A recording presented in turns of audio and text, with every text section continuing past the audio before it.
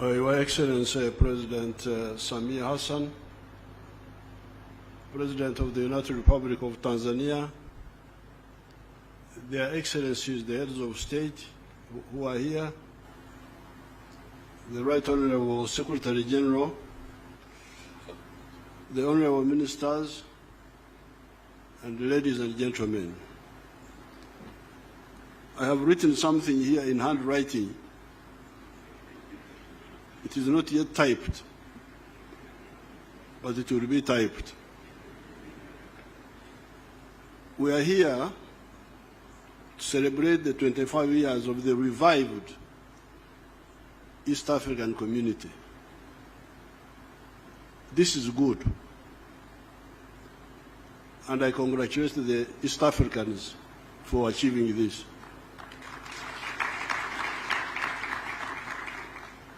However, I propose that we also celebrate the more than 1,000 years of trade connectedness of this area. Because when we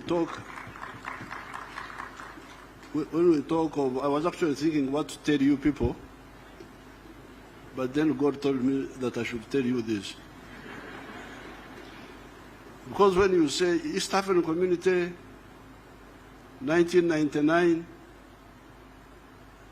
but we have been here for more than 1,000 years.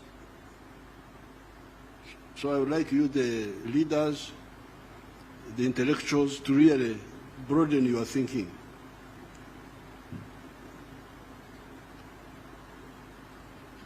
Now I have used the word trade connectedness of this area. Mark those words. Trade connectedness of this area. The area of the East African coast, Pwani, the Savannah land of central Tanzania, and the Great Lakes. These areas have been connected trade-wise for more than 1,000 years. How do we know the connectedness in trade of these areas? How do we know? What evidence do I have? There are earthworks, trenches in the Zimbabwe district of Uganda, known as Bigobyamjenyi. There were ancient earthworks like fortifications in Uganda. They are called Bigobyamjenyi. Those earthworks were built by the dynasty of the Batrezi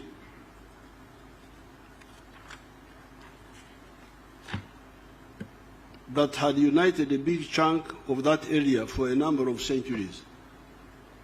There was a dynasty which united our area there for a number of centuries. The archaeologists did some excavations and found Nkwanzi. Nkwanzi in our local language, in Swahili I think you would say ushanga.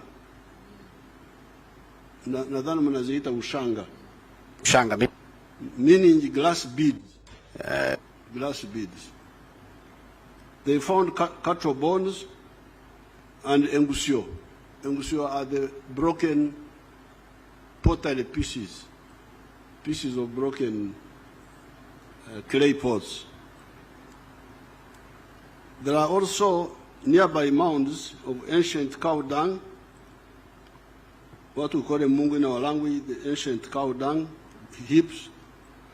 The archaeological items thus recovered were dated to have been used between 900 AD and 1350 AD. These glass beads were being used 900 AD up to 1350 AD. Among those items were the glass beads already talked about. Where had these come from at that time? Where did the ushanga come from? To go 1,000 miles to Uganda. They were not being manufactured in Uganda or anywhere nearby. They came from Mesopotamia, present-day Iraq, through Pwani coast, Ugogo Dodoma area, Unyamwezi, that is Tabora area, Usukuma, Mwanza, Buzinza huko mbele huko baada ya Mwanza, Karagwe, and eventually to Uganda. Therefore, there is no doubt that more than 1,000 years ago, this area was a connected trade area, CTA. Can we introduce that? Because you like to use, you like abbreviations. PTA, I don't know what, I don't know. So I have given you now a new one. CTA, Connected Trade Area.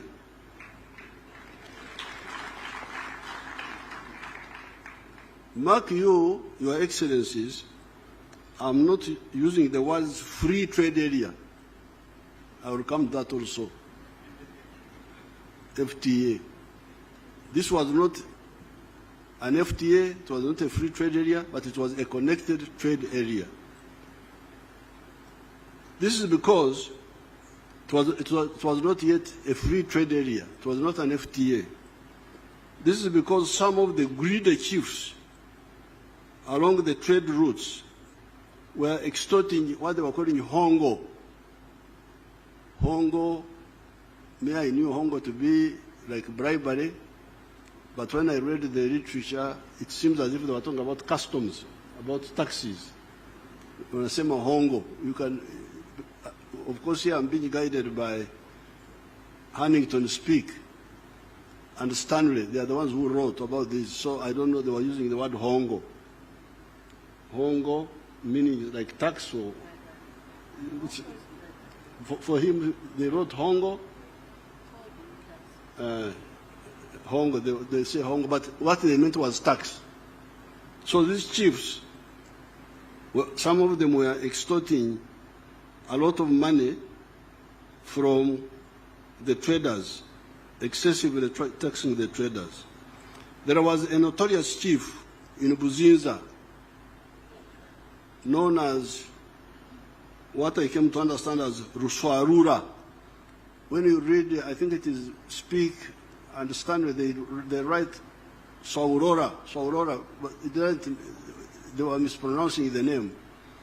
But when I asked one of the Iyara members from Buzinza, there was an old man in the past, he told me that the name of this chief was Ruswarura of the Buzinza, was very famous for extorting money, extorting gifts from traders.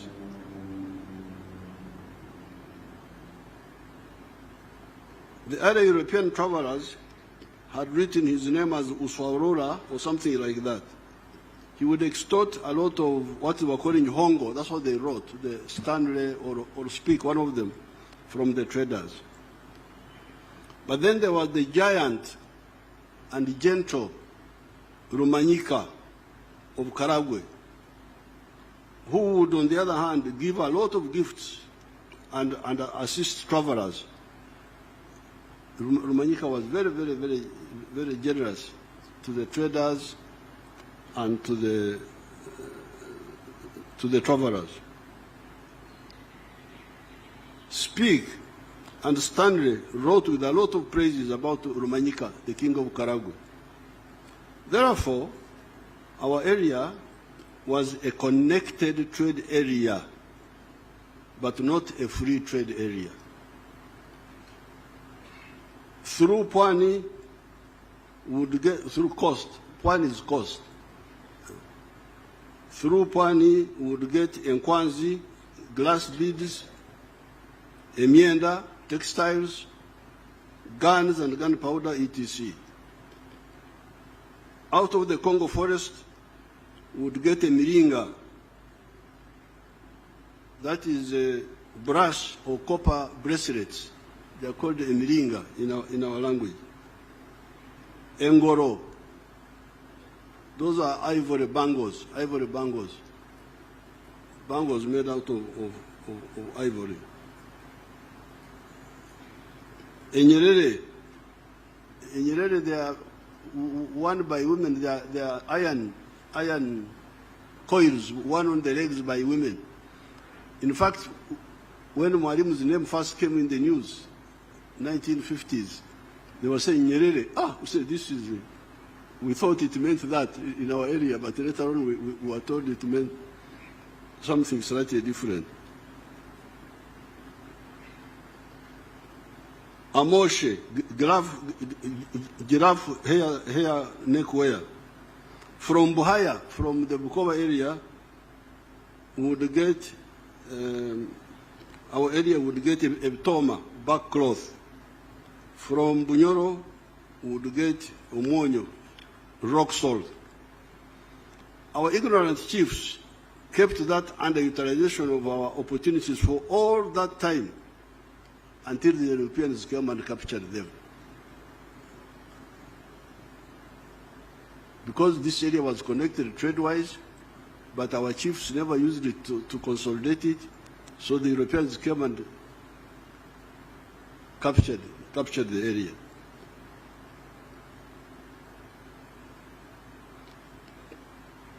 Now the Europeans first came to the East African coast in the persons of Vasco da Gama in 1498. Then they disconnected our connected trade area when they colonized the region and fragmented it among the English, Kenya and Uganda, the Germans, Tanganyika, Rwanda and Burundi, Belgians, Congo, the British and the Egyptians, South Sudan. So when these foreigners came, because of our internal weaknesses, now what was a CTA became a DTA, a disconnected trade area.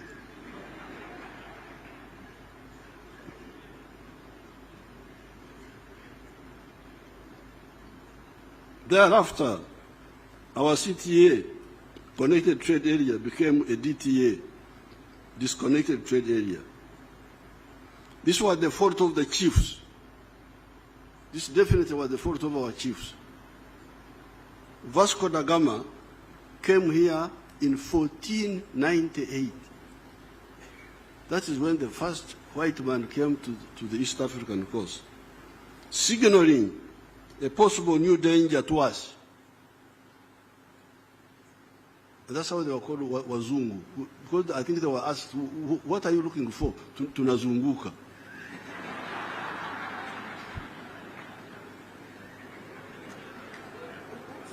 They just said they are going around. They were going around.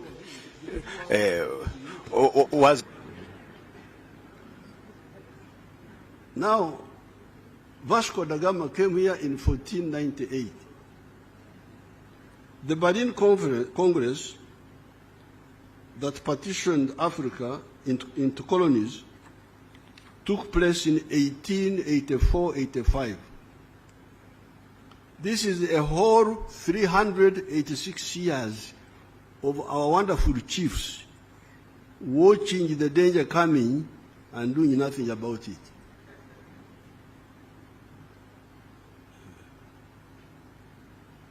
This is just the history. It is therefore most commendable that our leaders, Mzee Jomo Kenyatta, Mwalimu Julius Nyerere, and Dr. Obote, as soon as we got out of the nightmare of colonialism, took the bold step of the decision to form the Political Federation of East Africa on the 3rd of June 1963, which is what my daughter, the Secretary General, was talking about. I have already given Her Excellency that picture, and I've also given to His Excellency Ruto. They already, I've given all the president, even President Kagame, I gave him the picture, that picture of the 3rd of June, 1963. But now I have some copies I want to give to Secretary General again, and to Yara, and to Secretariat. I think, I don't know whether they are the same secretaries. And then to the East African Council, Trade Council. Are there traders here? Oh, okay. Bring my pictures. I have already given those pictures to their excellencies, the presidents. Unfortunately, some actors let us down and did not follow up that decision of forming the political federation in 1963. Picture zangu nyinyi waheshimiwa. I'm glad Tanganyika and Zanzibar moved ahead and formed Tanzania, that has played a very unique role in the liberation of Southern Africa, as well as the fight against Idi Amin in Uganda. Because remember, muungano wa Tanganyika na Zanzibar was 1964. That was after Mwalimu and Mzee Karume noticed the hesitation by Obote and Kenyatta. That's how Mwalimu and Sheikh Abedi Karume said, wacha tuende mbele sisi. Because in the 1963 meeting, Zanzibaris were not yet independent. I don't think Zanzibar was independent by 1963. Even Kenya was not yet independent, but they were coming to independence. I think Zanzibar got independence in 64. Revolution is 64. And independence was 63. 63. 63. Independence. Oh, okay. When we didn't want that independence, we did revolution. Oh, okay. So when Mr. Obote and Mzee Kenyatta hesitated, Tanganyika and Zanzibar went ahead and formed the United Republic of Tanzania.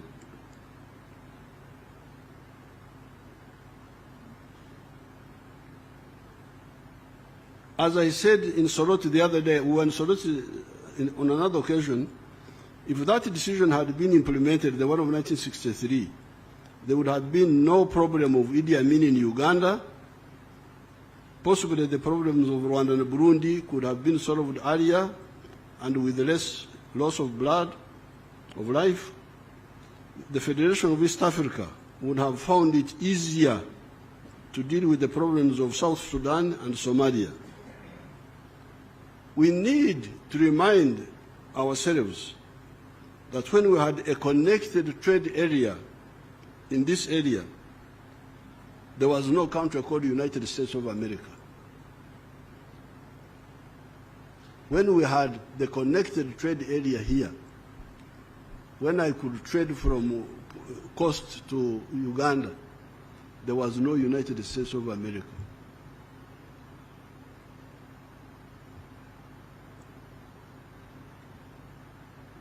What do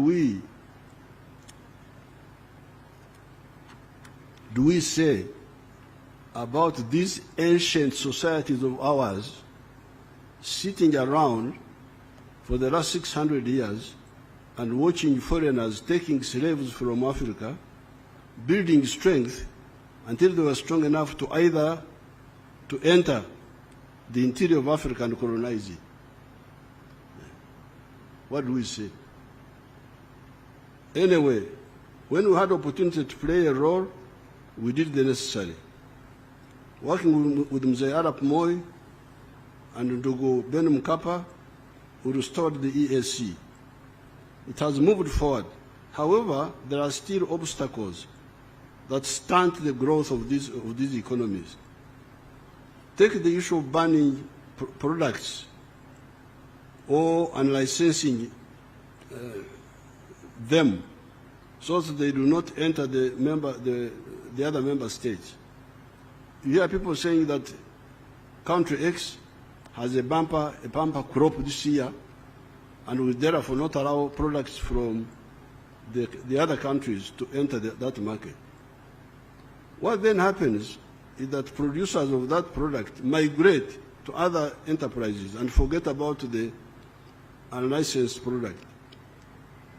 2 years down the road, you hear that there is a shortage in the same country X, and they want to buy the product.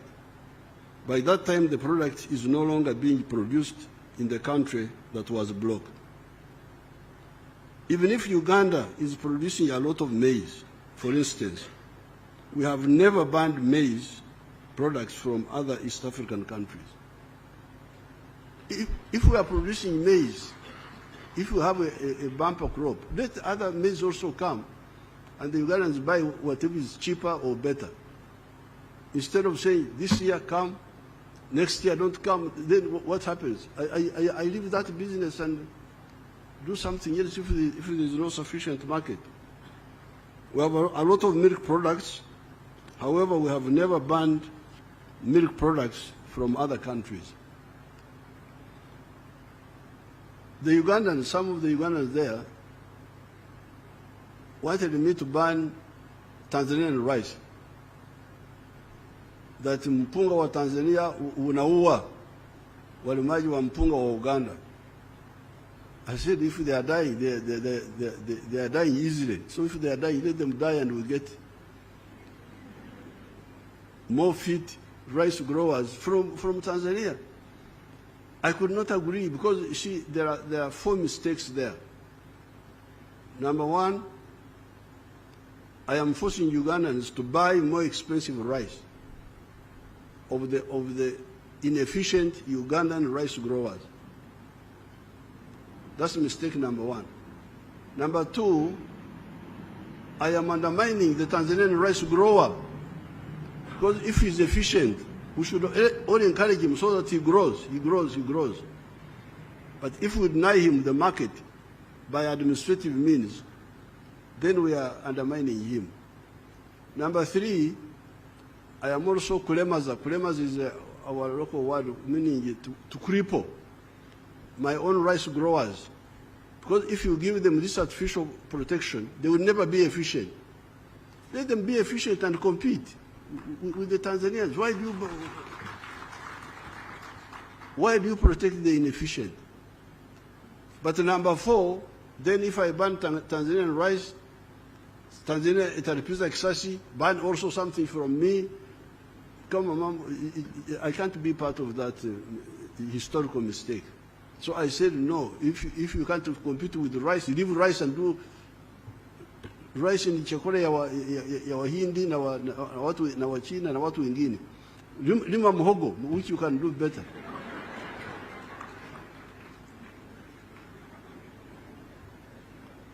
I'm glad that Mzee Moi and Mzee Mkapa worked with me to reconnect the markets of this area.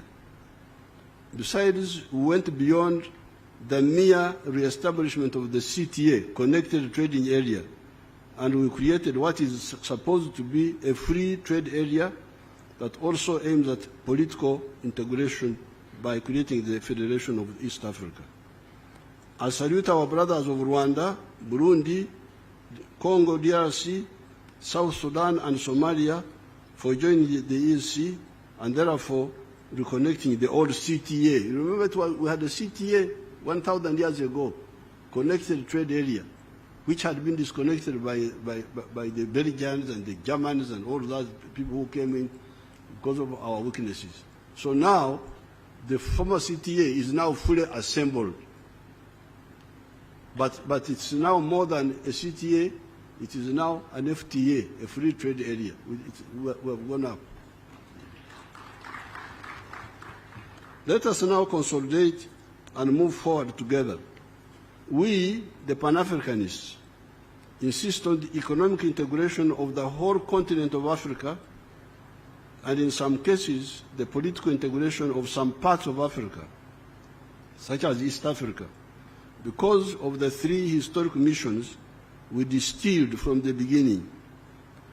These are prosperity for African people through creating an integrated market that is large enough to buy sustainably goods and services produced or provided by the African wealth creators and workers. You see, when we talk of integration, it's not an emotional thing. It's not that I want to be with the Kenyans, I want to be with the Tanzanians, I'm dying to be with this one. No. You need it for your wealth creators. If your wealth creators produce a good or a service, who will buy that good and service sustainably and on a big scale? The good thing is that Africans are asleep. Kulala naye ni vizuri. Because when you are asleep, you don't know where the danger is. A snake can enter your house and kill you, and you will die peacefully because you don't know. But when you wake up and you, like the Ugandans used to be very tribalistic. Tribalism, religion, Catholics, Protestants, Muslims. Now, when we have been fighting with them, they are woken up a bit now. So they produce a lot of milk. The internal market is not enough. The maize, the internal market is not enough. So if the Africans wake up, then they will be able to see the blindness. If the internal market of Uganda is not enough, if the internal market, I can see Tanzanians are now beginning to sell things into Uganda. Beans and so on. So now the question is, where do they sell these products? Because there are examples in the world, like United States and Latin America. Latin America has got more Maria's city, more natural resources. Mito, Misitu, Madini. Latin America is very rich. I think it could be richer than the United States in terms of natural resources. But you see the poverty in Latin America. What is the problem? Wako na mali asili ya ajabu, lakini ni maskini ajabu. What is the problem? Because of the way they are organized. You cannot succeed to do business in many of the Latin American countries. I think one of the reasons, that's why I heard that you had high-level experts and so on.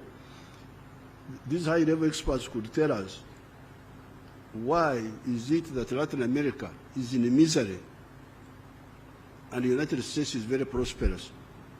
Could it be because of the connected market of America, of the USA, the fact that the founders of the USA created a big space for wealth creators? If I produce a good or a service, I have got enough buyers to buy it, and I can expand and produce more. Could it be that? Let's get an answer from the experts. So, reason number one why we support Pan-Africanism is that it will solve the problem of prosperity for our people by creating a big market for them where they can sell what they produce without limit. Now, the second one is that strategic security, to guard us against all threats from wherever. You hear that the Americans have gone to the moon. The Chinese have gone to the moon.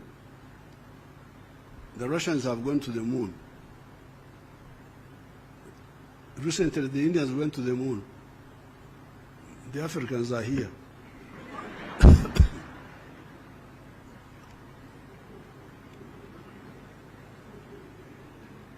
and they are not bothered. So, are we going to be like the chiefs? Because you remember the chiefs. You remember the chiefs. When Vasco da Gama came and past years, anazunguka. And they couldn't see the danger and wake up and unite us. So people are going to, what are they going to do at the moon? Sisi tuko hapa tu. Wako huko juu wanatuangalia kama kama vidudu vile vinakula sukari. This is very dangerous. I'm glad you invited me. So that I tell you, because you are the ones who invited me.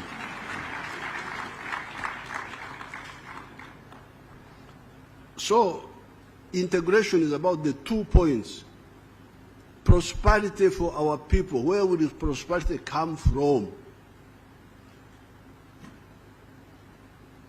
Ustawi wa jamii unatokana na omba, begging. Because if that, you hold it, you are strong. This is the one I'm giving you. This is Mwalimu Obote, Mzee Kenyatta na wengine. Federation this year. This was 1963.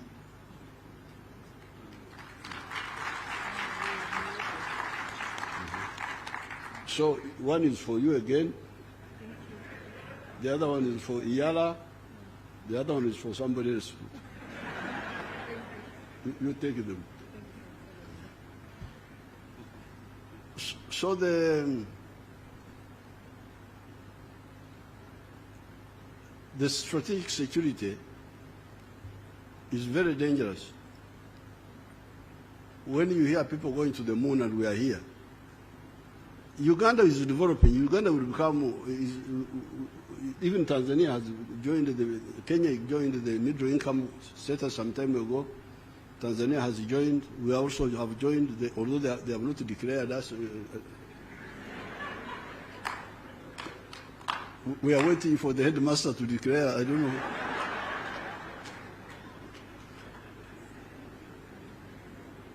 But we are developing. But even if we develop, even if Uganda becomes a first world country, can we afford to go to the moon? Can we afford? Why hasn't UK gone to the moon? They are here with us. UK, France, wote wako hapa na sisi. Wahindi wamekwenda kwenye mwezi, wamekuja, lakini the other fellows are here with us. So there is something about size. You need size to be able to do certain things. And in order to achieve this, so the first, why we insist on Pan-Africanism, number one, prosperity for our people. But number two, strategic security, to be able to guard ourselves against all these adventurers. And using the undugu that God gave us, we are lucky. All these people we are talking about are either similar or the same. And in the case of East Africa, we have got even Swahili, which is a common language. The other day, I gave a speech briefly elaborating on each of these in Soroti, not to mention the many other documents in which I have discussed these issues. My speech in Soroti is annexed to this short statement. They will type it.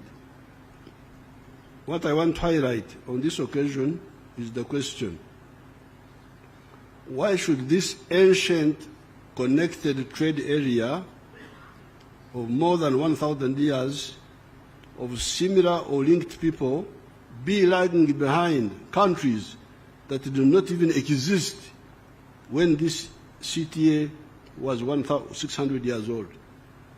Because by the time the Karambas went to America, 1492, our CTA had been here for 600 years or more. Our connected trade area, this area we are talking about. The Kenya side, the connection was not so much because of the Maasai. The Maasai were stopping trade from the coast. But here, we had this ancient connectivity. Maybe the other question would be, who would lose if this ancient land of our peoples that has been connected trade-wise for more than 1,000 years was to integrate family, both economically and even politically? I thank everybody.